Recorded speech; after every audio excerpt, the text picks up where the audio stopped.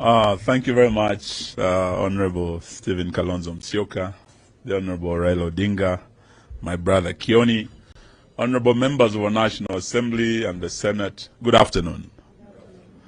The danger of coming late is that you might either be irrelevant or you might be repeating what has already been said. So I don't want to say much, and just to give my apologies for arriving late. We had a very tragic accident just a few hours ago, in the last 24 hours. And our executive director of the Democratic Action Party of Kenya, one Colonel Benjamin Mwema, passed away. And we had just been with him. He was with us in the Azimio rallies. And he was driving home. And on Thika Road, there was an accident. So they were just doing the postmortem. The burial is tomorrow. That is why I was late. I should have been here much earlier. Actually, the gentleman comes from Machakos County. Many of you know him. So that is why we were delayed. And I just wanted to say one or two things. As you resume, because we know that after this retreat, you'll be going to Parliament, there are a few things that are coming before you. For me, there is one that is a matter of great concern. And I really wanted you to look at it. It concerns devolution. It concerns our counties. And I think there will be a petition for additional counties. That petition is targeting certain counties. And I believe the Honorable William Ruto is fully behind that petition.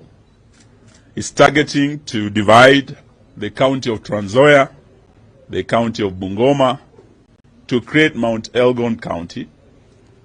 It's also targeting Busia County to create Teso County. It's also targeting Migori County to create a new Kuria County. They are all within their rights to bring these petitions. But the real issue that is on the ground now, coming from this part of Kenya, where the three counties are likely to be created, you can feel already this driving a wedge between communities. And those who were in support of this constitution, the 2010, I can tell you for sure that those in State House were not part of that progressive movement that fought for devolution, that brought about this constitutional devolution. There are those who oppose that are there, and they do not have the interest of devolution at heart. They do not, or they are not doing this to advance the objects of devolution under Article 174. They are doing it for political expediency.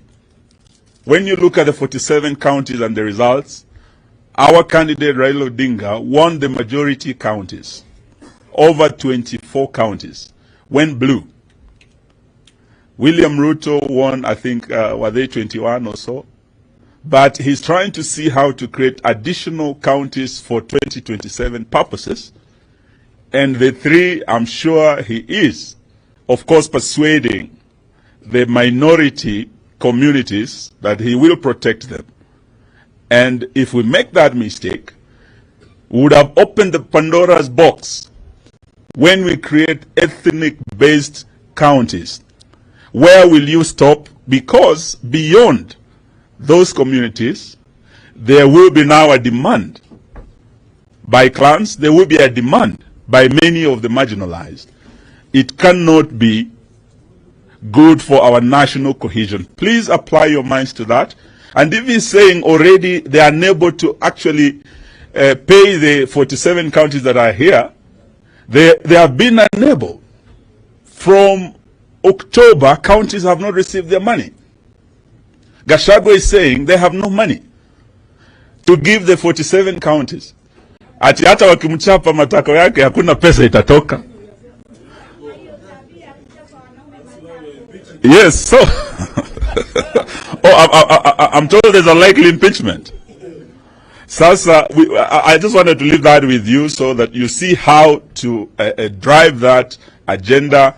to defend devolution, so that if there's anything, we should be looking at additional resources going to those counties, so that we build democracy from the grassroots, and we turn our counties into engine of socioeconomic transformation of our country.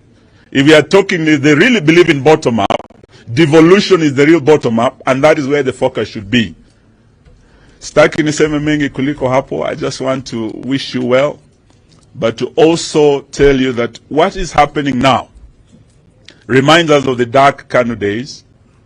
We went to a function in Kibra. By the time we were leaving that rally, because some of us have been seen very committed on this side, we have been targeted. You've heard about what happened to my brother Matiang'i last night, and Baba, we must really thank you for being there for him. In fact, I want, after we finish, I want you to know my house in case it happens to me also, please.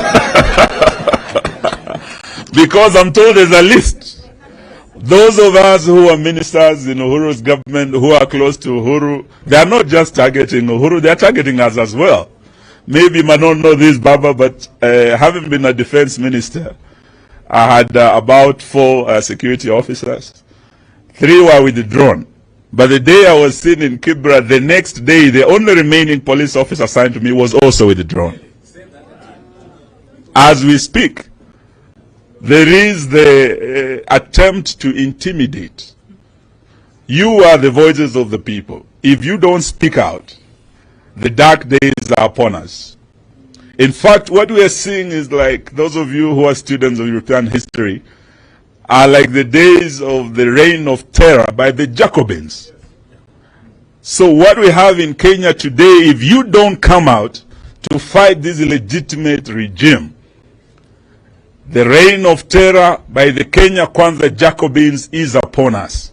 Please, fight for the people. Asanteni.